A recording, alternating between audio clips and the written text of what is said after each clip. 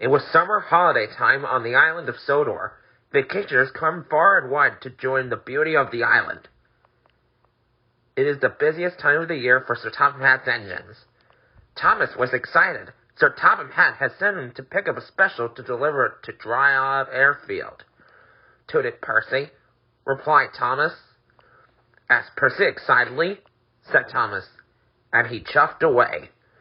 Soon, Thomas arrived at the airfield, and hot air was pumped into the balloon. "Huff, James," said Thomas. Wheezed James jealously. Then, as if by magic, the hot air balloon rose silently up into the sky. "Chuff, James."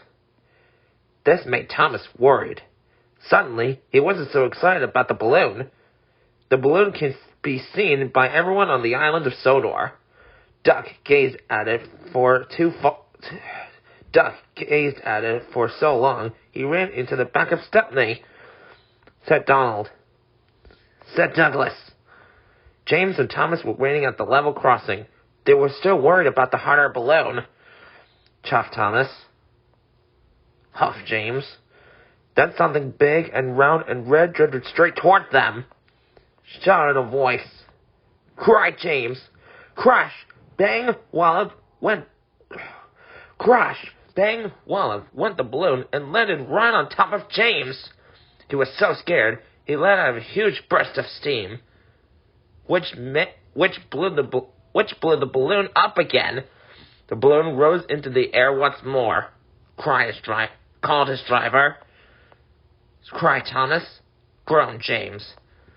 Whenever James went, he could see the balloon carrying vacationers around the Wherever James went, he could see the balloon carrying vacationers across the island.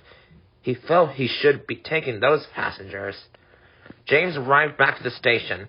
There were lots of people on the platform. Sir Topham Hatt was waiting too. Sir Topham Hatt laughed. He said.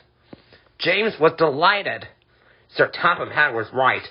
The engines were busier than ever, taking vacationers to and from the airfield. Whenever James sees the red balloon, he whistles and toots, and sometimes when he's asleep at night, James dreams he could fly too, just like the red balloon.